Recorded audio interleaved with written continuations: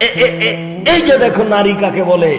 নারী 36 কল্লা বুঝতে হয়। আমার মা বলতো নারী 3 জানের বড়ি, নারী বিপজ্জনক, বউ বিপজ্জনক বস্তু হতে পারে। বউয়ের নামে অ্যাকাউন্ট খুলিও না বোকা ছেলে, বাপের নামে খুলিও। বাপের সাথে যতই শত্রুতা থাকে, খালি দিন রাত মারামারি বাপের সাথে। জমি ভাগ করে দে, তোর বাড়িতে থাকবো না, এই সেই নানান কথা। জুলাইখা বলছে, একটু গরম পানি দেন। জুলাইখা বলছে, ইসুফ আলাইহিস সালাম বলছেন যে জুলাইখা সব দরজা বন্ধ করে দিল, সব দরজা বন্ধ করে আমাকে বলছে, হাই তালাক, তুমি আমার সাথে জেনায় লিপ্ত হও। যেমন জুলাইখা বলেছে তুমি আমার সাথে জেনায় লিপ্ত হও, তেমন আমি বললাম মাযাল্লাহ, আল্লাহ তুমি আমাকে বাঁচাও, তোমার কাছে আমি আশ্রয় নিচ্ছি। বলে যে তিনি দিলেন দৌড়, দরজা খুলে তিনি বের হননি। দরজা এমনি সব খুলে গেছে, সব বন্ধ ছিল। আগে আগে বের হয়েছেন ইউসুফ, পিছে পিছে বের হয়েছে জুলাইখা, সামনে মুখে ছিল জুলাইখার স্বামী। 3 জন এক জায়গায়। চট করে জুলাইখার স্বামী বলল, জুলাইখা বলল, দেখেন এই বদ ছেলে বাড়িতে রেখেছেন, দেখছেন এই ছেলে আপনার স্ত্রীর সাথে অন্যায় করতে চায়, শোনেন এর কি শাস্তি দিবেন? আরে আপনি কি শাস্তি দেবেন? আমি জুলাইখা বলছি, এ তো বাদশার স্ত্রী। আমি জুলাইখা বলছি একে যথাযথ পিটন দিতে হবে, নইলে জেলখানায় বন্দি করতে হবে। 12 বছর জেল হলো। কতদিন? 12 বছর। 12 বছর পরে সরকারি ভাবে লোক এসে বলছে, এইসব আপনাকে জেল থেকে বের হতে বলা হয়েছে, সরকার ডেকে পাঠিয়েছে। ইসব বলছেন, যাও সরকারকে বলো যতদিন পর্যন্ত জুলাইখা খোলা মাঠে ঘোষণা না দিবে আমি জুলাইখা অন্যায় করেছি, ইসব অন্যায় করেনি, এই ঘোষণার পূর্ব পর্যন্ত আমি ইসব জেল থেকে বের হব না। কথা বোঝা গেল কি? জুলাইখা জাতির সামনে দাঁড়িয়ে বলল, আমি অন্যায় করেছি, ইসব করেনি। তখন ইসুফ আলাইহিস সালাম জেল থেকে বের হলেন। আর তোমাকে আমি বলছি, ঢাকুড়াল সম্পর্ক বাপের সাথে, তো বই অ্যাকাউন্ট কার নামে খুলতে হবে? বাপের নামে যদি বইয়ের নামে খুলো আর বিদেশে থাকো, 5 বছর পরে টাকা টেনে বউ আর একজনের সাথে পালিয়ে যাবে। বোকা ছেলে, এই কাজ জীবনে করিও না। তুমি তো বুঝতে পারো না। তোমার বউকে পরীক্ষা করবা, এদিকে আমার দিকে দেখাই, ছেলে খেয়াল করো আমার দিকে। তোমার মাকে 1000 টাকা নতুন টকটকে একবারে 10 খান নোট, 10,000 তোমার মার হাতে দাও তো তোমার বউয়ের সামনে। এবার তোমার বউয়ের মুখখান দেখো, তুমি বুঝতে পারো। তুমি কি ধপ করে তোমার মায়ের তোমার বউয়ের কোলে পড়ে গেছো, না তোমার মা তোমাকে লালন পালন করেছে? পেশাব পায়খানা সবকিছু লালন পালন করেছে। যখন আমি বলেছি যে 4 শ্রেণীর মানুষ জান্নাতে যাবে না, তখন একটা কথা বলে রেখেছি, মনে করেছো কিনা? 1, কোন বাপ মাকে মানে না যে সে জান্নাতে যাবে না। 2, কাম্মার জুয়া খেলে যে। 3, মান্নান খোটা দেয় যে। 4, মদুল খাম, নিয়মিত বিড়ি তামাক জর্দা সিগারেট গুল নেশাদার দ্রব্য খায় পান করে যে, এরা জান্নাতে যাবে না। আবার বলি, 1, বাপ মাকে মানে না যে। 2, জুয়া খেলে যে। 3, খোটা দেয় যে। 4, নিয়মিত নেশাদার দ্রব্য পান করে খায় যে। এই 4 শ্রেণীর লোক জান্নাতে যাবে না। আর বাপ মায়ের ব্যাপারে বলেছে, এই ছেলে শোনো, একদিন তুমি ছিলে তোমার মায়ের কোলে, পেশাব করাতো তোমার মা, পায়খানা করাতো তোমার মা, ছুঁচিয়ে দিত তোমার মা, গোসল করাতো তোমার মা। একদিন ছিল তুমি তোমার মায়ের কোলে, এখন তোমার মা তোমার কোলে, তোমার বোনেরা শ্বশুর বাড়ি চলে গেছে, তোমার বউ দেখবে না, পেশাব করাবার তুমি, পায়খানা করাবার তুমি, পানুচ খরচ করবার তুমি, কাপড় পাল্টে দিবার তুমি, কাঁধে করে মাথায় করে মেডিকেলে নিয়ে যাবার তুমি, তোমার মা যা যা প্রয়োজন আছে তুমি সব করবে। এক পায়ে দাঁড়িয়ে থাকবা, মায়ের ঘরে জোরে হেঁটে যেতে পাবে না, জোর করে একটু তাড়াহুড়া করে যেতে পাবে না, নিষেধ। জোর করে হাতটা জোর করে নড়িয়ে যেতে পাবে না। জোরে কথা বলতে পারবো না, সব নিষেধ, তার নাম মা। এত বড় মানুষ পৃথিবীতে কেউ নেই যার পায়ের নিচে জান্নাত, এই কথা মুহাম্মদ সাল্লাল্লাহু আলাইহি ওয়াসাল্লাম বলেন। যার পায়ের নিচে জান্নাত, এই কথা আমি বলিনি, এই কথা কে বলেছেন? এই কথা মুহাম্মদ সাল্লাল্লাহু আলাইহি সাল্লাম বলেছেন। অতএব বাপ মাকে হিসাব করে চলিও, যতই সম্পর্ক দুর্বল হোক তুমি অ্যাকাউন্ট বইয়ের নামে খুলিও না। ওই যে অ্যাকাউন্টে কি ওটা বলে, নমিনি কি বলে, যে নমিনি, ওটা তোমার বাপের নামে করে রাখো, বইয়ের নামে করিও না, ভুল হবে। দেখো ভুল হবে, দেখো ভুল হবে, ও কিন্তু চলে যাবে। সবাই চলে যাবে এ কথা নয়, তবে যাবে স্বাভাবিক, এ কথাই ঠিক। আমি মহিলাদের একচাটিয়া দোষ দিনই। এমনও বৌমা থাকতে পারে যে স্বামীকে বলবে, তুমি আব্বার হাতে কিছু টাকা পয়সা দেও না কেন? তুমি যখনই বাড়িতে ঢুকবে তখন তুমি আম্মার ঘরে আগে যাবা, আম্মার ঘরে গিয়ে আমার সাথে কথা বলে তুমি আমার কাছে আসবা। এরকম বৌমা হতে পারে না? আছে, আমি সম্পূর্ণ না করিনি, এটাই উচিত হবে। যখনই তুমি বাড়িতে ঢুকেছো আগে বউয়ের কাছে গেছো, তখন বউ বলছে আপনি এরকম ভুল করেন কেন? বাড়িতে সালাম দিয়ে ঢোকে আগে কার কাছে যাবেন? মা যে ঘর আছে সেখানে যাবেন, সেখানে কথা বলবেন, আমার সাথে কথা বলে, আব্বার সাথে কথা বলে আপনি এখানে আসবেন। আপনি এইভাবে সরাসরি আমার কাছে আসেন কেন?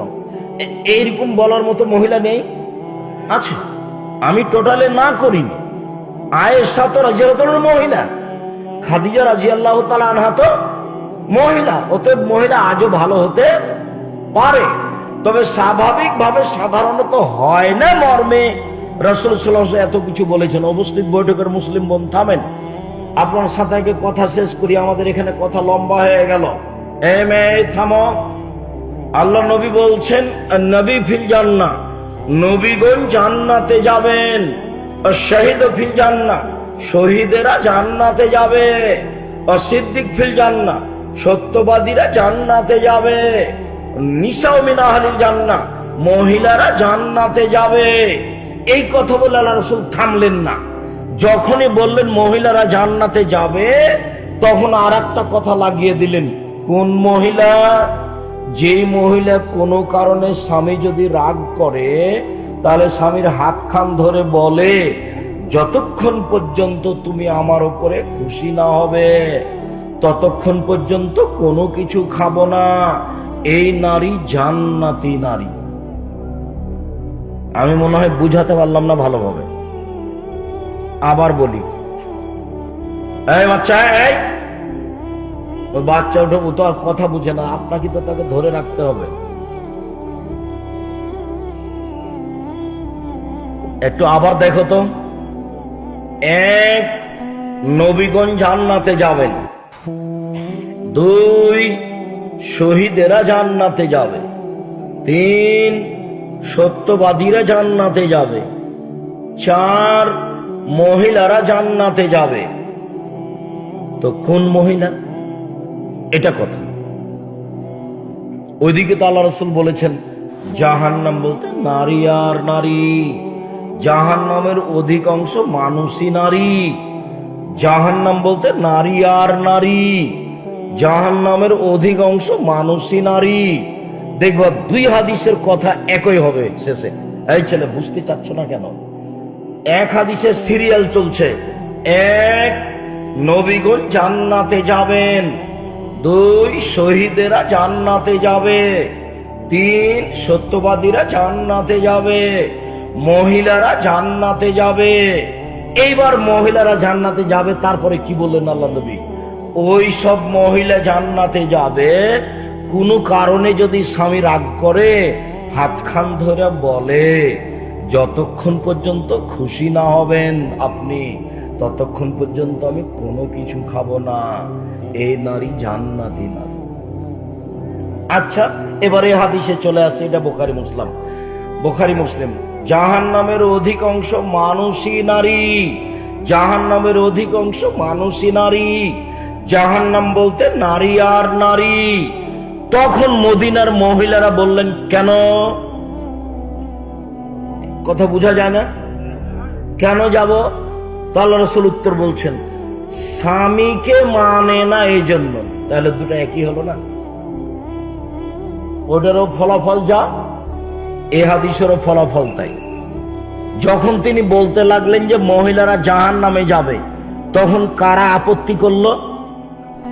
মদিনার মহিলারা কি বলল, কেন যাব? তখন উত্তর আল্লাহ রাসূল কি বললেন? স্বামীকে মানে না এই জন্য। এইবার এই কথা শেষ করে দিই। 4টা কাজ করলে মহিলারা জান্নাতে যাবে। 1, 5 ওয়াক্ত সালাত। 2, হালাল রুজি। 3, স্বামীকে মেনে চলা, তিতা লাগলেও মিঠা লাগলেও। 4, জেনায় লিপ্ত না হওয়া। ওর জন্য জান্নাতের সব দরজা খোলা। আব্দুর রাজ্জাক সাহেব থামেন থামেন থামেন, আমাদের ব্যাপারে 2টা কথা বলতে চেয়েছিলেন। সেটা হলো এই যে আজ থেকে যদি আমরা মোবাইলে আর কোনোদিন প্রেমের গল্প না করি, কোনো মেয়ের সাথে কথা না বলি, তাহলে 2টা সুবিধা আছে। একটা হলো বিপদে পড়লে বেঁচে যাব, আর একটা যে কি বলেছিলেন সেটা যে বলেননি। আর একটা হলো এই যে তোমার জন্য জান্নাতুল মাওয়া ঘোষণা আছে। আরো 2টা, একটা নয় 3টে, মোট 3টে।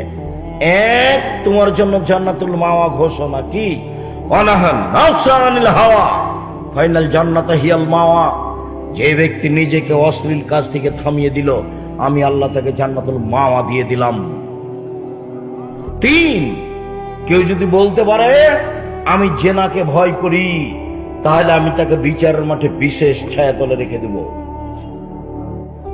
তাহলে তুমি মোবাইলে প্রেমের গল্প বন্ধ করতে পারলে 3টা সুবিধা। 1, মনে থাকবে না, যে কোনো বিপদ থেকে বেঁচে যাওয়া, জাযাকাল্লাহ খায়র। 2, জান্নাতুল মাওয়া পাওয়া যাবে। 3, ছায়া, বিচারের মাঠে বিশেষ ছায়ার নিচে থাকা যাবে। সব হাদিসগুলি বুখারী মুসলিম, সব হাদিসগুলি বুখারী মুসলিম। সম্মানিত দিনী ভাই বোন, মহিলাদের পক্ষ থেকে একটা কথা বলি। আব্দুর রাজ্জাক সাহেব একচাটিয়া মহিলাদের ব্যাপারে বলে গেলেন, আপনাকে অনেক ভালোবাসি, কিছু শুনতে এসেছিলাম, কঠোরভাবে আমাদের বলে গেলেন। স্বামীদের কিছু বললেন না। না, স্বামীদের কিছু বলে যাই। মহিলারা স্বামীদের কাছে 5টা জিনিস পায়, শেষে ফলাফলে দেখা যাবে আবার মহিলারাই বিপাকে পড়ছে। মহিলারা স্বামীর কাছে কয়টা জিনিস পাবে? 5টা। 1, যে মানের খাবেন সে মানের স্ত্রীকে খাওয়াবেন। 2, যে মানের কাপড় পরবেন সে মানের স্ত্রীকে পরাবেন। 3, অলা তুকাব্বে, কখনো স্ত্রীকে কটু কথা বলবেন না, হলেও বলবেন না তোমার ঠোঁটটা মোটা। একবার ঠোঁট মোটা বললে 10 বছর তোমাকে ভালোবাসবে না। বলেও বলবেন না রংটা তোমার কালো। আল্লাহর নবী না করে দিয়েছেন, জিন্দেগিতে কোনোদিন তার সামনে কটু কথা বলো না। ওকে আদর করতে হয়, ওকে ঘেরে রাখতে হয়। ও হচ্ছে ঘেরে রাখা বস্তু। আল্লাহ রাসূল বলছেন আলমারা তো আওরা, মহিলা হচ্ছে ঢেকে রাখা জিনিস। ওকে ঢেকে রাখতে হয়, ওকে ঘেরে রাখতে হয়, ওকে ঢেকে রাখতে হয়, ওকে আদর করতে হয়। ওরা এত আদরের, ওরা এত আদরের, ওরা এত আদরের। ওরা হচ্ছে বগুড়া সোনাতলা হাটের আদরের মালসা। ওদের আদর করতে হয়, ওদের ঘেরে রাখতে হয়, ওদের ঢেকে রাখতে হয়। শোনো এই ছেলে, রংপুরের এক মহিলার ঘটনা শোনাই তোমাকে। সেই মহিলার নাম হলো বেগম রোকিয়া। সেই মহিলার নাম হলো বেগম রোকিয়া। ট্রেন স্টেশনে হাজী সাহেবেরা সবাই হজে যাবে, তো মহিলারাও হজে যাবে। তখন মহিলাদের যে দায়িত্বশীল আছে, ও তখন ওই মহিলাগুলো ট্রেনে যাবে তো ঢাকা, তো ওরা রংপুর ট্রেন স্টেশনে গেছে, দিনাজপুর ট্রেন স্টেশনে গেছে। তখন একটা বড় চাদর দিয়ে ওদেরকে ঢেকে রেখেছে। এখন স্টেশন মাস্টার গিয়ে দেখছে কিসের বস্তা এগুলো রে, পা দিয়ে লাথি মেরে মেরে দেখছে। তার মানে ও পর্দার নিন্দা করছে, বুঝতে পারোনি? পর্দার নিন্দা করছে। যার জন্য রংপুরের আর একজন মহিলা লিখেছে, ও লিখেছে অবরোধবাসিনী, আমাদেরকে বন্দি করা হয়েছে। তখন রংপুর থেকে আর একজন মহিলা লিখছে, কেন হব অবরোধবাসিনী?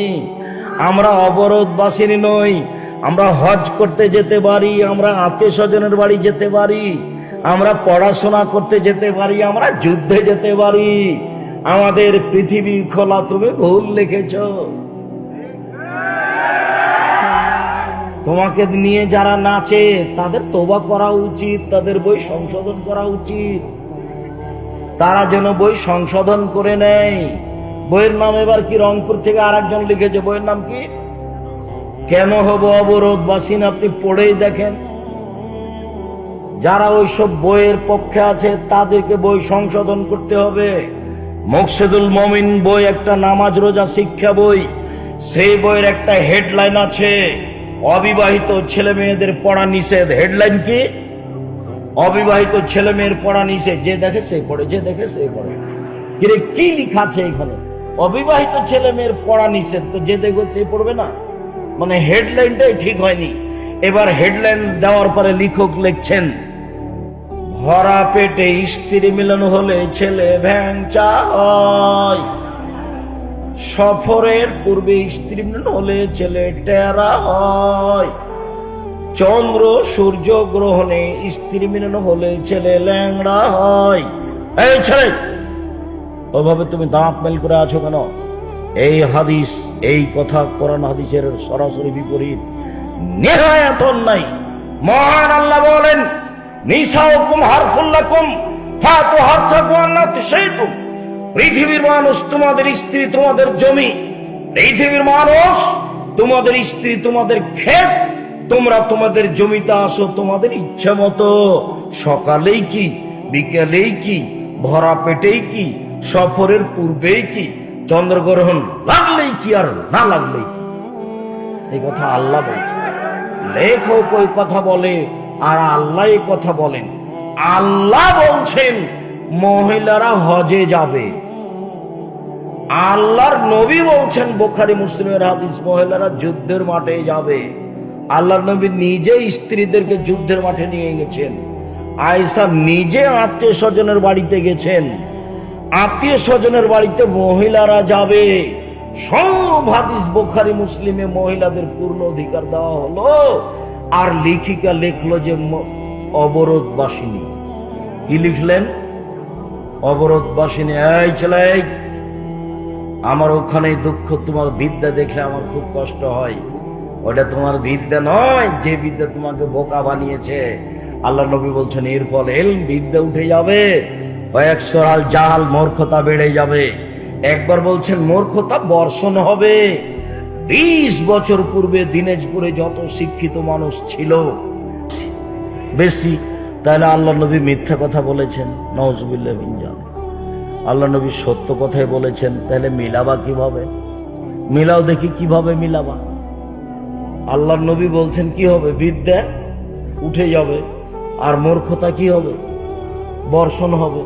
তাহলে বাস্তবে তো মিল খেলো না। এবার কিভাবে মিলাবা দেখো তো। যত ছেলের মাথার উপরে চুল আছে, সব চাঁচা আছে, ওদেরকে মূর্খ বলে ঘোষণা দাও। বুঝতে পারোনি? ওরা তো ইহুদি খ্রিস্টানদের নীতিতে চলে গেছে, খেলোয়াড়ের নীতিতে চলে গেছে। যার গেঞ্জিতে পিছনে 1047 লেখা আছে ওদের বাদ দাও। যেসব মেয়েদের নখে নেইল পালিশ আছে ওদের বাদ দাও। ইহুদি খ্রিস্টানদের পতিতালয়ের মেয়েদের বৈশিষ্ট্য হচ্ছে নখে নেইল পালিশ দাও। মেয়েরা, মুসলিম মেয়েরা নখে মেহেদি দিবে। এই ছেলে, মুসলিম মেয়েরা নখে কি দিবে? মেহেদি দিবে। হাতের নখে তো দিবে, পায়ের নখেও দিবে। তো যারা নখ বড় করে রেখেছে, নখে নেইল পালিশ দিয়েছে, ওরা ইহুদি খ্রিস্টানদের পতিতালয়ের মেয়েদের বৈশিষ্ট্য অবলম্বন করেছে। ইহুদি খ্রিস্টানদের পতিতালয়ের মেয়েদের নিয়ম হলো নখ বড় রাখা, নখে নেইল পালিশ দেওয়া। চলো তো ভাষাগতভাবে নিচে নেমে যায়। ইহুদি খ্রিস্টানদের বেশ্যালয়ের মেয়েদের বৈশিষ্ট্য হলো নখে কি দেওয়া? নেইল পালিশ দেওয়া, নখ বড় রাখা। তাহলে যত মুসলিম মেয়ে নখ বড় রেখেছে, নখে নেইল পালিশ দিয়েছে, এদেরকে কাটা দাও।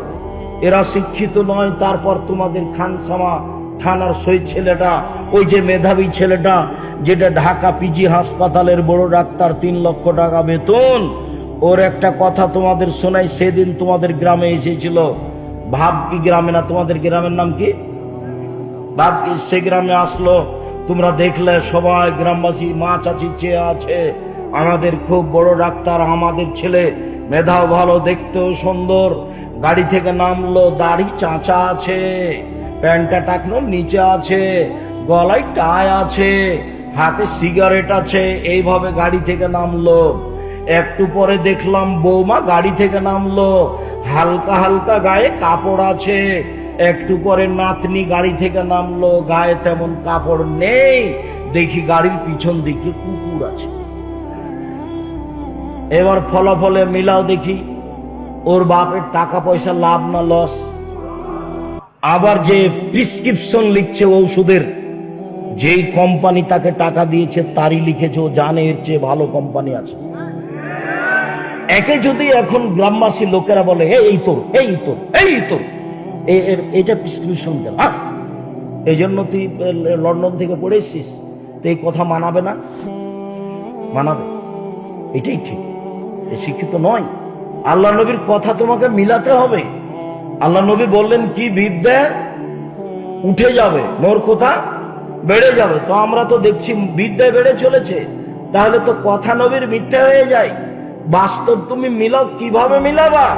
তোমার মাথার চুল উপরে কেন, এইটুকু কেন, চতুর্দিক চাঁচা কেন? ও তো ব্রাজিলের খেলোয়াড়ের নীতি। তুমি কখন ইহুদি হয়ে গেছো। আব্দুল্লাহর বক্তব্য একটু শোনো।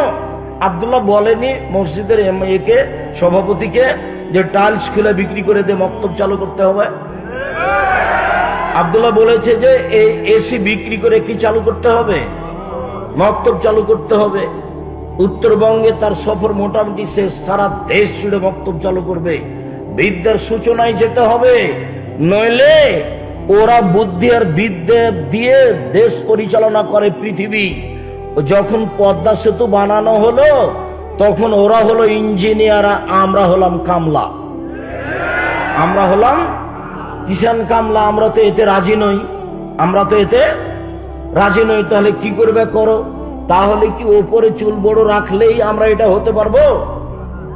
চতুর্দিক ছেঁচে একটা গেঞ্জি গায়ে দেবো যার নিচে লেখা আছে পিঠে 47, এটা দিয়ে কি হতে পারবো? তাহলে যদি দুই কানে ইয়ারফোন লাগাই তাহলে কি হতে পারবো? কামলা কিষান দিলেই কি হতে পারবো? বিদ্যায় যেতে হবে। ওরা আমাদের পশু বানিয়েছে, বুঝে না। ওরা অন্তর আছে, বুঝে না। দেখে না। ওরা চক্ষু আছে, দেখে না। শোনে না। ওরা কান আছে, শোনে না। উলায়েকা কালানাম, তারা পশু প্রাণীর মতো, তারা গরু ছাগলের মতো, তারা কুকুর শ্রীগের মতো, বালহুমাজাল বরং তার চেয়ে খারাপ। শ্বশুরের কাছে যৌতুক নিয়ে ব্যস্ত আছে, বেটা লজ্জা হওয়া দরকার। বাপ বেটা ভিক্ষা করে খাবা। দিনাজপুর ট্রেন স্টেশনে ভিক্ষা না দিলে বগুড়া ট্রেন স্টেশনে যাও। আমি তোমাকে খাটো করতে চাইনি, তোমার স্বভাবকে নোংরা মনে করছি, সেই জন্য কথা বললাম। বাপকে প্রস্তাব দিও, মানুষের বাড়িতে কামলা দিয়ে খাবো, মোটর সাইকেল ফেরত দিলাম। মানুষের বাড়িতে কি করে খাবো? কামলা দিয়ে খাবো, কিষান কামলা দিয়ে খাবো, সবচেয়ে ভালো কাজ। আর যদি ব্যবসা করি, ধনী হব, রংপুরের দিনের পুজোর সবচেয়ে বড় ধনী হওয়ার চেষ্টা করব। কার পাশে দাঁড়ানোর জন্য? অসহায় মানুষের পাশে দাঁড়ানোর জন্য। ওর সহায়তা করে জান্নাত কিনে নিব, মানুষকে উঠানোর জন্য আর নামানোর জন্য নয়। মানুষের টাকা কোথায় খরচ হয় এখন? উঠানোর জন্য আর নামানোর জন্য। তোমারটা কোথায় খরচ হবে? অসহায় মানুষের পিছনে। এই জন্য টাকা ইনকাম করবা। ফেরাউনের যুগে ছিল বিত্তশালী কারুন। কারুনের ব্যাপারে আল্লাহ তাআলা বলছেন, ওয়াতাইনাহু মিনাল কুনুজে মা, আমি কারুনকে এত সম্পদ দিয়েছিলাম, ইন্না মাফাতিহাহু লা তানু বিল উসবাতে উলিল কুওয়া, একটা বড় শক্তিশালী দল তার অর্থ সম্পদের তালার চাবি বহন করত। একটা বড় শক্তিশালী দল তার অর্থ সম্পদের তালার চাবি বহন করত। এলাকার লোক বলেছিল, কারণ অহংকার করো না, ইন্নাল্লাহ লা ইউহিব্বুল ফারিহিন, আল্লাহ অহংকারীকে ধ্বংস করেন, পছন্দ করেন না। তোমার অর্থ সম্পদের দান যাকাত বের করো। কারণ বলেছিল, ইন্নামা উতিতুহু আলা ইলমিন ইনদি, বলো কি তুমি আল্লাহ আমাকে সম্পদ দিয়েছে মানে আমি নিজ বিদ্যায় সম্পদ উপার্জন করেছি, এ কথা আল্লাহ বলছে। ওমা উতিতুহু আলা ইলমিন ইনদি, আমার কাছে যে বিদ্যা আছে সেই বিদ্যা দিয়ে আমি অর্থ উপার্জন করেছি, আল্লাহ আমাকে অর্থ দিয়েছে, এ কথা আমি বলি না। ফাখারাজা আলা কওমিহি ফি জিনাতিহি, একদা সাজসজ্জা গ্রহণ করে অহংকার গর্ব করে জনগণের সামনে বের হলো। আল্লাহ তাআলা বলছেন ফাখাসাফনা বিহি ওয়া বিদারিহিল আরজা, আমি ওকে ওর বাড়ি ঘরকে মাটিতে ধসিয়ে দিয়েছি, কিয়ামত পর্যন্ত সে মাটির নিচে যেতে থাকবে। যখন আমরা মিশরে বহায়রা কারণের বিল দেখতে গেলাম, যেখানে ও ধসে গেছে বলে বলা হয়, তার প্রশস্ততা হতে পারে 1.5 থেকে 2 কিলো, আর লম্বা হচ্ছে প্রায় 50 কিলো। 50 কিলো মতো জায়গা, নিচে বসে আছে, পানি ধরে আছে, পানিতে গন্ধ আছে, আল্লাহ ভালো জানে। 3000 3500 বছর আগেকার কথা, এমনটা হতেও পারে। তবে ও জুলুম করার কারণে মাটিতে ধসে গেছে, এটা আল্লাহ বলছেন। এ কথা আল্লাহর নবী বলছেন। ধসে যাওয়া সত্য, জুলুমের ফলাফল ভোগ করতে হবে, এ কথাও সত্য। চলেন দেখি কারণে ফেরাউনের জুলুমের একটা অংশ, ইযাবহুনা আবনাহুম ওয়া ইস্তাহয়ুনা নিসাহুম, জনগণের সন্তানকে জবে করত আর মেয়েদেরকে জীবিত রাখত। এইটা ছিল একটা জুলুম ফেরাউনের। জনগণের সন্তানকে জবে করে দিত তার চোখের সামনে, মেয়েদেরকে জীবিত রাখত তার চোখের সামনে। এইটা ছিল ফেরাউনের একটা জুলুম। ফেরাউনের জুলুম দেখা গেছে, ফেরাউন বলছে লাউকাত্তিয়ান্না আইদিয়াকুম ওয়া আরজুলাকুম মিন খিলাফ ওয়া লাউসাল্লিবান্নাকুম ফি দুদুইন নাখলে, যারা তোমরা জাদুগার মশার কথা মেনে নিয়েছ, আমি তোমাদের ডান হাত কেটে দিব, বাম পা কেটে দিব, বাম পা কেটে দিব, ডান হাত কেটে দিব। এরপরে আমি তোমাদেরকে খেজুরের ডালের সাথে বেঁধে ঝুলিয়ে রেখে দিব। এটাই হলো তোমাদের শাস্তি। ফিরআউনের শাস্তির কথা উল্লেখ হয়েছে। ফিরআউনা দিল আওতাদ, লৌহ শলাকাধারী ফিরআউন, যে তার কথা মানত না, তাকে বালুর চরে নিয়ে গিয়ে 4 হাত পায়ে কাঁটা মেরে দিয়ে, প্রেক মেরে দিয়ে চিৎ করে রেখে দিত এবং গায়ের উপরে সাপ বিছু ছড়িয়ে দিত। এটা কেমন জুলুম হতে পারে?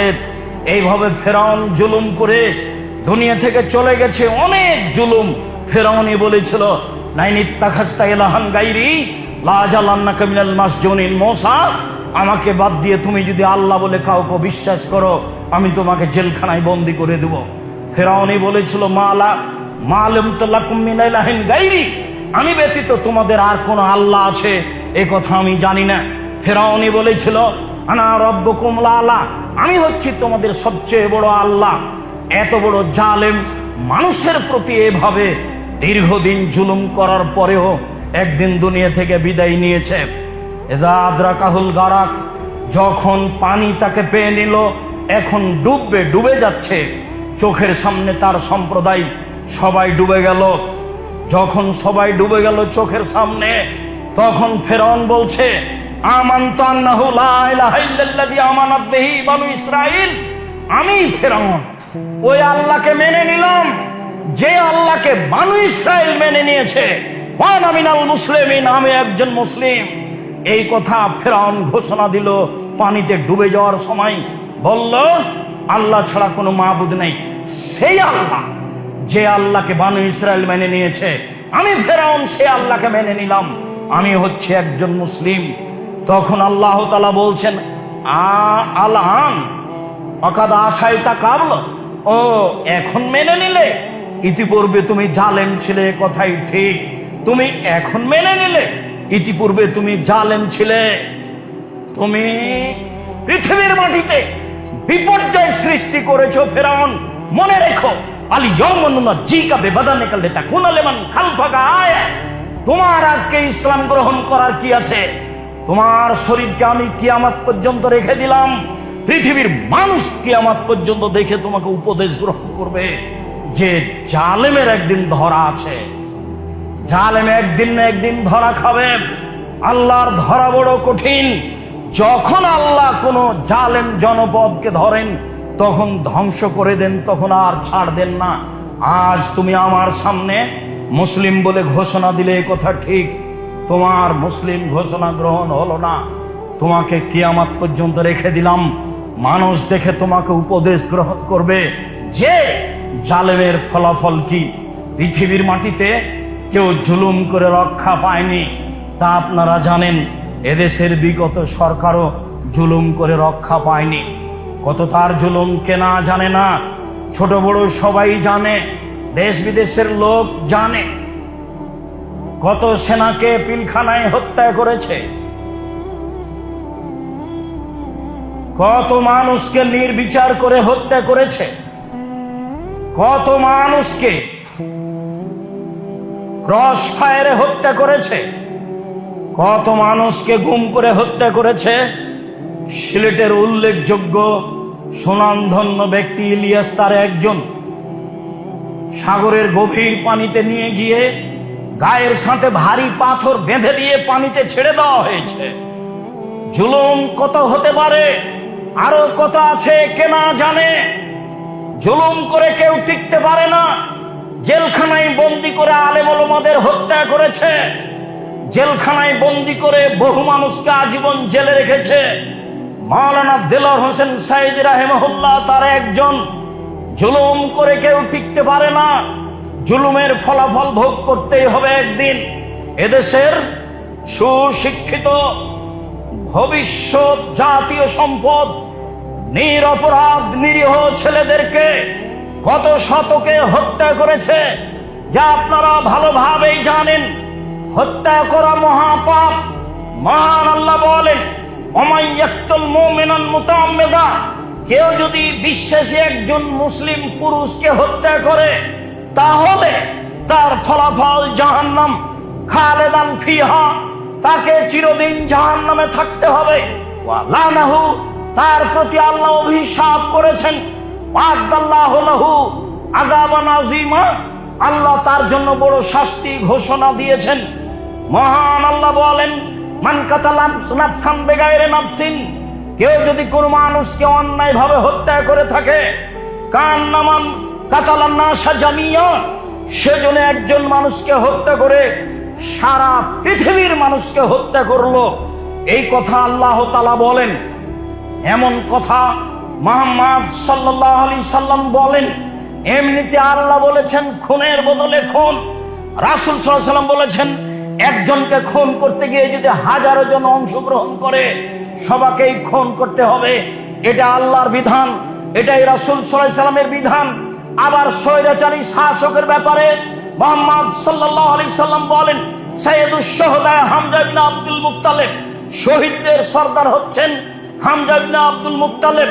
পৃথিবীতে সবচেয়ে দামি শহীদ মুহাম্মদ সাল্লাল্লাহু আলাইহি সাল্লামের চাচা হামজা ইবনে আব্দুল মুত্তালিব। এরপরে ওইরকমই দামি ওই ব্যক্তিও মান কামাইলা কামাউরিন জায়ের ফামারাহুন্নাহু ফাকাতালাহু, যে ব্যক্তি স্বৈরাচারীর পাশে দাঁড়ালো, তাকে হক কথা বলল, স্বৈরাচারী শাসক তাকে হত্যা করলো, এই ব্যক্তিও হচ্ছে হামজা ইবনে আব্দুল মুত্তালিবের সাথে। এই কথা মুহাম্মদ সাল্লাল্লাহু আলাইহি সাল্লাম বলেন, হাদিস সহিহ। কত জুলুম করেছে সবাই জানে। দেশের উন্নয়নের নামে কত শত কোটি বেহিসাব টাকা বাইরে পাঠিয়েছে। এই দেশের শত কোটি টাকা খরচ করে মূর্তি ও ভাস্কর্য নির্মাণ করেছে, কে না জানে না, সবার জানা আছে। জুলুম করে মানুষ রেহাই পায় না। শতাব্দী তার প্রমাণ, মানুষ তার প্রমাণ। পরবর্তীতে বিচার হবে, যা হবে। আমি বলছি জুলুমের ফলাফল তো মানুষকে ভোগ করতেই হবে। যারা সমাজের দেশের দায়িত্ব পালন করবে তাদের জন্য, অন্তত বাংলাদেশের জন্য 1 নম্বর জরুরি কাজ হবে এদেশের যে আপনার রয়েছে, জাতীয় সঙ্গীত রয়েছে, এটাকে প্রথমে বাতিল করতে হবে। যতবার রবীন্দ্র ঠাকুর বলেছে ওমা তোমার আকাশ তোমার বাতাস, ততবার ঠাকুর বলেছে ও কালিমা তোমার আকাশ তোমার বাতাস। তাই আমি আজ থেকে নিয়ে 30 বছর আগেও বলেছি তার বাপের আকাশ, এটা আল্লাহর আকাশ। কি করে ঠাকুর বলতে পারে? আমার দুধের সন্তান কি করে প্রতিষ্ঠানে গিয়ে বলতে পারে ওমা তোমার আকাশ তোমার বাতাস, ও কালিমা তোমার আকাশ তোমার বাতাস? এটা ঠাকুর বলতে পারে।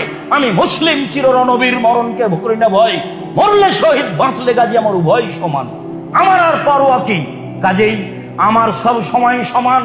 আমার ছেলে মুখে এই সঙ্গীত বলতে পারে না, ঠাকুরের আল্লাহকে আমার সন্তান বড় বলতে পারে না। ঠাকুরের আল্লাহ কালিমা। আমি বলেছি এই দেশের সিলেবাস পরিবর্তন করতে হবে। সিলেবাস পরিবর্তনের কথা বলতে গিয়ে বলেছি 1971 সাল থেকে কোনো শিক্ষিত মানুষ শিক্ষামন্ত্রী হয়েছে তা আমার জানা নাই। বর্তমানে যেসব বই পুস্তক আছে সেইগুলি টয়লেট পেপার হিসাবে ব্যবহার করতে হবে, এই কথা আমি আজ থেকে নিয়ে 25-30 বছর আগে বলেছি। আপনিও পড়ে দেখলে আপনার বিবেচনা তাই আসবে। এদেশের সিলেবাসে কোরআন মাজিদ শিক্ষা বাধ্য থাকতে হবে। এদেশের 95% জন মুসলিম। বলছিলাম সম্মানিত দিনী ভাই বোন, এই দেশে এমন একটি সংবিধানের ধারা থাকতে হবে, কখনো এদেশের যারা দায়িত্ব পালন করবে তারা শরীয়ত বিরোধী কোনো কর্মকাণ্ডের সিদ্ধান্ত নিতে পারবে না। সাথে সাথে এই দেশে কখনো কোনোদিনও ছাত্র রাজনীতি থাকবে না। ছাত্র আন্দোলন আর ছাত্র রাজনীতি দুটো এক নয়। শিক্ষা করতে গিয়ে, শিক্ষা নিতে গিয়ে আন্দোলনের নামে জাতির ক্ষতি করবে তা হতে পারে না। শিক্ষার মাঠে রাজনীতি টোটালি বন্ধ করে দিতে হবে। ছাত্র আন্দোলন আর ছাত্র রাজনীতি এক নয়। সাথে সাথে আরো যেটা বলছিলাম, কখনো কোনোদিনও ইলেকশন দিয়ে নেতা নির্বাচন হবে না, সিলেকশন দিয়ে নেতা নির্বাচন করতে হবে। কয়েকজন বুদ্ধিজীবী মানুষ বসে সরকার নির্বাচন করবেন যা ঘোষণা করেছিলেন অর্ধ পৃথিবীর খলিফা, কুশাগর বুদ্ধিজীবী রাজনীতিবিদ ওমর, অর্ধেক পৃথিবীর নেতা কুশাগর বুদ্ধিজীবী রাজনীতিবিদ ওমর বলেছিলেন, শোনো 6 জন মানুষকে নির্ধারণ করছি, 6 জন মানুষ বসে একজন নেতা নির্বাচন করবে। এ কথাই ঠিক। চিরদিনের জন্য এই মাটিতে মূর্তি তৈরি বন্ধ করতে হবে। পক্ষান্তরে যত মূর্তি আছে, যত ভাস্কর্য আছে মুসলিম দেশে, এই মূর্তি ভাস্কর্য থাকতে পারে না। মূর্তি ভেঙে দেওয়া নবীদের চরিত্র, মূর্তি ভেঙে দেওয়া সাহাবীদের চরিত্র। ইব্রাহিম আলাইহিস সালাম বললেন তাল্লাহে লা সুমান্না তাল্লাহে লা কিদান্না আসনামাকুম, শোনো আমার বাপের সাথে যারা রয়েছে আমি তোমাদের মূর্তিকে ভেঙে চৌচির করে দেব। ফাজালাহুম দুদাদা, ইব্রাহিম আলাইহিস সালাম মূর্তিগুলিকে টুকরা টুকরা খান খান করে দিলেন। আব্দুল্লাহ ইবনে মাসউদ রাদিয়াল্লাহু তাআলা আনহু বলেন দাখালা মুহাম্মদ সাল্লাল্লাহু আলাইহি সাল্লাম কাবাতা ওয়া হাওলাল কাবা সিত্তুনা সালাসা নসব। যখন আল্লাহর নবী কাবা ঘরে ঢুকলেন তখন কাবা ঘরের ভিতরে 360টি মূর্তি ছিল। মূর্তিগুলি ছিল তার বাপ ইব্রাহিমের, মূর্তিগুলি ছিল ইসমাইল ইসাহাকের। তিনি একটা লাঠি হাতে নিলেন, ফাজালা হেন ওতোহা বেউদিন ফিয়াদিহি, যে হাতে লাঠিটা আছে সেই লাঠি দিয়ে মূর্তিগুলি ভাঙতে লাগলেন। মুখে বলতে লাগলেন জাল হক, এসেছে সত্য, আজহাকাল বাতিল, চলে গেছে মিথ্যা, ইন্নাল বাতিলা, নিশ্চয় মিথ্যা, কানা জাহুকা, চিরদিন মিথ্যা। এই বলে তিনি সব মূর্তিগুলি ভেঙে দিলেন। আলী রাদিয়াল্লাহু তাআলা আনহু বলেন আল্লাহর নবী আমাকে পাঠিয়েছিলেন, আলী শোনো তুমি যাচ্ছ সে দেশে, তুমি যত লাতাদু তিমসালানিনা তুমাস্তাহু, ছাড়বে না কোনো ছবি মূর্তি, সবকে ভাস্কর্যকে ভেঙে খান খান করে দাও। ওলা কাবরান মুসলিমিল্লাহ সাওয়াইতাহু, ছাড়বে না তুমি উঁচু কবর সবকে ভেঙে সমান করে দাও। মুসলিম একাধিক হাদিস দ্বারা রাসূল সাল্লাল্লাহু আলাইহি ওয়াসাল্লাম এটাই করেছেন। মর্মে এই দেশের যারা মুসলিম পুরুষ নারী তাদেরকে এইসব নীতিগুলি মেনে চলতে হবে এবং ভাবতে হবে, জুলুম থেকে বাঁচতে হবে। এ কথাই ঠিক। মর্মে সকল দিনী ভাই বোনকে যারা অনলাইনে সাথে আছেন তাদেরকে সময়ের গতিতে যারা বক্তব্য অবগত হবেন তাদেরকে জুলুমের মতো মহাপাপ থেকে বেঁচে থাকার জন্য আন্তরিকভাবে অনুরোধ জানাচ্ছি। সাথে সাথে বলছি যে এদেশের মানগত শিক্ষার জন্য আমি আব্দুর রাজ্জাক বিন ইউসুফ জীবন বাজি রেখে চেষ্টা চালিয়ে যাচ্ছি। এদেশের সর্ববৃহৎ প্রতিষ্ঠান, সর্বোচ্চ শিক্ষা মানে প্রতিষ্ঠান জামিয়া সালাফিয়া। জামিয়া সালাফিয়ায় পরে 5,000 ছেলে মেয়ে পড়াশোনা করে। প্রায় 300 জন শিক্ষক শিক্ষিকা থাকেন সৌদি আরবের, ইন্ডিয়ার, বাংলাদেশের। এদেশের সর্ববৃহৎ প্রতিষ্ঠান জামিয়া সালাফিয়া।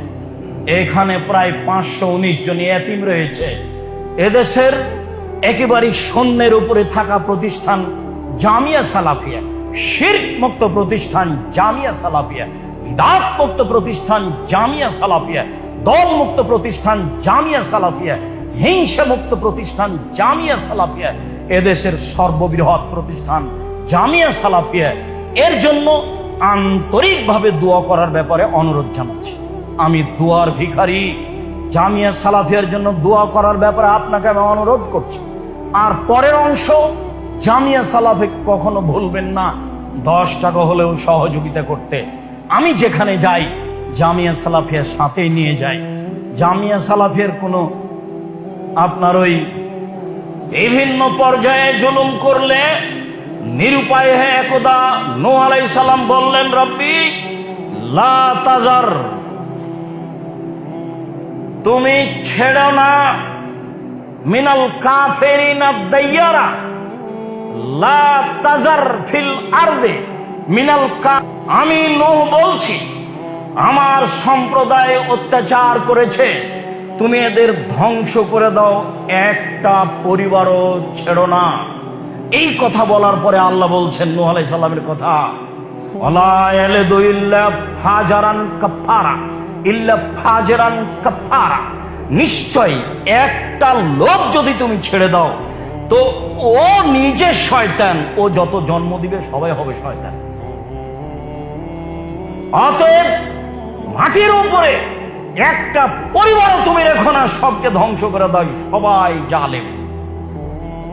এই কথা যখন হলো তখন আল্লাহ বললেন, ঠিক আছে, কথা মেনে নিলাম, নৌকা তৈরি করো। নৌকা হয়ে গেলে তিনি বললেন, ইরকাবু ফিহা, যারা আমার সাথে আছো তারা সবাই নৌকাতে উঠো এবং প্রত্যেক প্রাণী হতে 1 জোড়া করে নিয়ে নাও। এই কথা বলার পরে তিনি বলছেন, বিসমিল্লাহি মাজরিহা ওয়া মুরসাহা ইন্না রাব্বি লাগাফুরুর রহিম। নিশ্চয় এই নৌকার চলা, এই নৌকার থেমে যাওয়া আমার প্রতিপালকের আদেশে হয়ে থাকে। অতএব তিনি বড় ক্ষমাশীল, তিনি বড় দয়াশীল। এই কথা বলার পরে তিনি ছেলেকে বলছেন, বুনাইয়া ইরকাব মানা ওয়ালা তাকুন মাল কাফিরিন। কেনান, তুমি আমার ছেলে, তুমি আমার সাথে নৌকায় উঠে যাও। কেনান বলল, সাবিলা জাবালিন ইয়াসমুনিল মিনাল মায়ে, জি না, আমি আপনার নৌকায় উঠবো না। এই যে পাশে অনেক উঁচু পাহাড় দেখছেন, এই পাহাড় আমাকে রক্ষা করবে। নূহ আলাইহিস সালাম বললেন, লা সামাল ইয়াউমা মিন আমরিল্লাহ, আল্লাহর গজব থেকে আজকে বাঁচার কারো কোনো পথ নেই, সবাই ধ্বংস হবে। সবাই ধ্বংস হয়ে গেল। জুলুম করে টিকা যায় না বেশি দিন, এক পর্যায়ে ধ্বংস হয়ে যায়, এ কথাই ঠিক, যা ইতিহাস আর পাতাতে বহু হয়েছে। লূত আলাইহিস সালামের সম্প্রদায় জুলুম করেছিল। অনেক জুলুমের একটা জুলুম ছিল, তারা জেনা করত পুরুষে পুরুষেই। আল্লাহ তাআলা বলেন, জাআলনা আলিহা সাফিলাহা, আমি ওদের নিচের মাটিকে উপরে করে দিলাম আর উপরের মাটিকে নিচে করে দিলাম। শুধু তাই নয়, ওয়ামতারনা আলাইহা হিজারাতাম মিন সিজিলিন মিন মানজুদ, আমি চিহ্নিত পাথর, পাথরের গায়ে লেখা ছিল যার নাম পাথর তারই গায়ের উপরে পড়বে, আমি পাথরের বৃষ্টি বর্ষণ করলাম। আমি লূত আলাইহিস সালামের সম্প্রদায়কে পাথরের বৃষ্টি বর্ষণ করে ধ্বংস করে দিলাম। রক্ষা পায়নি কেউ। মহান আল্লাহ বলেন, মিনহুম মান আরসালনা আলাইহা হাসেবা, আমি বহু লোককে পাথর বর্ষণ করে ধ্বংস করেছি। অমিনহুম মান আখাযাতহু সায়হা, বহু মানুষকে বিকট শব্দ দিয়ে ধ্বংস করেছি। অমিনহুম মান খাসাফনা বিহিল আরজা, বহু মানুষকে আমি মাটিতে ধসিয়ে দিয়ে ধ্বংস করেছি। অমিনহুম মান আখাজনা অমিনহুম মান আগরাকনাল আরজা, অনেককে আমি পানিতে ডুবিয়ে দিয়ে ধ্বংস করেছি। চলেন দেখি ধারাবাহিকভাবে আরো দিয়ে একটি ধ্বংস। মহান আল্লাহ বলেন,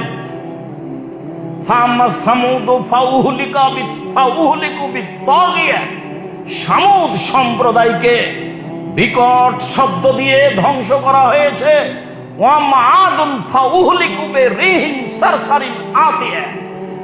আর আদ সম্প্রদায়কে বিকট শব্দের অতীব ঠান্ডা ঝঞ্ঝা বায়ু দিয়ে ধ্বংস করা হয়েছে। আয়েশা রাদিয়াল্লাহু তাআলা আনহা বলেন, যখনই আকাশে মেঘ উঠত তখনই আল্লাহর নবীর গতিবিধি ছিল, ঘরে ঢুকতেন বাইরে আসতেন, ঘরে ঢুকতেন বাইরে আসতেন। তাগাইয়ারা ওয়াজহুহু, মুখটা বিবর্ণ হয়ে যেত। আমি বলতাম, কি ব্যাপার? বৃষ্টি হচ্ছে মানুষের কল্যাণ, আর বৃষ্টি দেখলে আপনি এমন করেন কেন? মুখখান বিবর্ণ হয়ে যায়। একবার ঘরে ঢুকলে একবার ভিতরে আসেন। তখন আল্লাহর নবী বলেছিলেন, আয়েশা তুমি জানো না, নুসের তো আমাকে সাহায্য করা হয়েছে পূর্ব দিকের বাতাস দিয়ে, ওয়াউহলিকাত আদুন বিদ্দাবুরে, পশ্চিম দিকের বাতাস ঝঞ্ঝা বায়ু দিয়ে আদ সম্প্রদায়কে ধ্বংস করা হয়েছে। যখনই আকাশে মেঘ উঠে তখন আমার ভিতরে সব সময় আশঙ্কা কাজ করে, না জানি এইটা বৃষ্টি নয়, এইটা হয়তো বা গজব। আদ সম্প্রদায়ও বলেছিল, এই তো বৃষ্টি আমাদের সামনে আসছে, এখন বৃষ্টি হবে। তারা তো বৃষ্টি দেখেছিল, বৃষ্টির কথা বলেছিল, আসলে তা বৃষ্টি ছিল না, তা ছিল বাতাস। মনে রাখা ভালো হবে, আল্লাহ তাআলা ফেরেশতা দিয়ে এই সব কাজ করেন। পানি কোথায় হবে, কিভাবে হবে, তা ফেরেশতার পরিচালনায় হয়ে থাকে। নূহ আলাইহিস সালামকে যে পানি দিয়ে ধ্বংস করেছিলেন, সেই পানি ফেরেশতার অধীনে ছিল না, তা ছিল আল্লাহর আদেশে। আদ সম্প্রদায়কে যেভাবে ধ্বংস করা হয়েছিল ঝঞ্ঝা বায়ু বাতাস দিয়ে, তা ফেরেশতার অধীনে ছিল না, তা ছিল আল্লাহর আদেশে। কত জোরে বাতাস ছিল তা মানুষ জানে না। তা ছিল 7 দিন 8 রাত হুসুমান ধারাবাহিকভাবে চলতেই থেকেছে। পাহাড়, বাড়ি ঘর, গাছপালা সবকিছু কেটে চলে গেছে যেখান দিয়ে গেছে। তা ছিল ভিন্ন ধরনের বাতাস।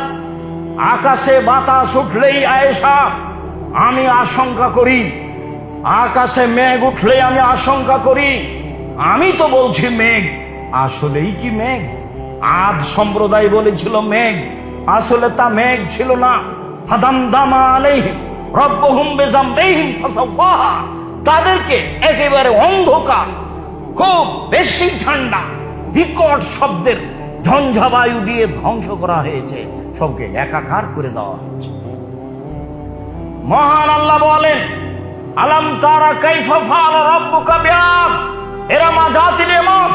মুহাম্মদ সাল্লাল্লাহু আলাইহি সাল্লাম, আপনি দেখেন না উঁচু স্তম্ভের অধিকারী ইরাম আদ সম্প্রদায়কে আল্লাহ কিভাবে ধ্বংস করেছেন? লাম ইখলাক মিসলুহা ফিল বিলাদ, এত শক্তিশালী জাতি আল্লাহ পৃথিবীতে আর কখনো কোথাও সৃষ্টি করেননি, কিয়ামত পর্যন্ত করবেন না। তারা ছিল বিশাল আকৃতির, স্বাস্থ্য ছিল অনেক বেশি, হয়তোবা মিশরের পিরামিড এরাই তৈরি করে হতে পারে। কে করেছে, কিভাবে করলো মানুষ জানে না। একটা পাথরের ওজন প্রায় 27 টন। একটা ক্রেন একটা পাথর বহন করতে পারে 16 থেকে 17 টন। যদি পাথরের ওজন হয় 27 টন, তাহলে অত উপরে কে নিয়ে গেল, কে পিরামিড বানালো? হয়তো বা এরা হতে পারে, আল্লাহ ভালো জানে, কেউ ইতিহাস জানে না সঠিকভাবে। তবে আদ সম্প্রদায় এমন জাতি ছিল, আল্লাহ বলছেন লাম ইখলাক মিসলুহা ফিল বিলাদ, আমি এমন জাতি তাদের সৃষ্টি করেছিলাম শক্তিশালী। পৃথিবীর মাটিতে এত শক্তিশালী জাতি আমি আর কখনো সৃষ্টি করিনি।